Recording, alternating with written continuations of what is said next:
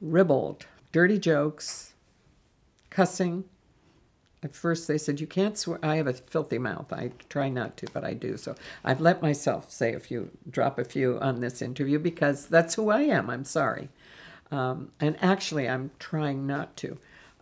It's just second nature to me. My mother could say the F word and it sounded like, pass the tea, please. So I grew up with it and it's just part of my vernacular. But the kids, we tried very hard not to swear around the kids. We tried to be good parents to those kids. And of course, the kids were worse than we were. So,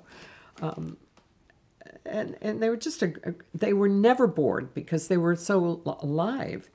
And Will Gear was never bored because he always was writing poetry or doing something. And Ellen was painstaking about her work, and she would rewrite things and get very fiery about stuff. But we were like a family. We had our spats and things, but it was never unresolved. It was never, nobody ever went around not speaking to anybody. We had a lot of fun. And in retrospect, we had more fun than I realized we were having at the time. But I've seen some of the outtakes, and I think, my God, we had such a great time.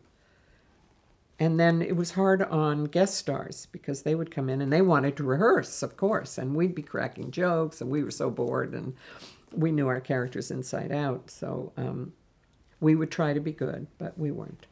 The only problem was Ralph and Will Gear, who insisted on mooning us any chance they got. That was the only problem.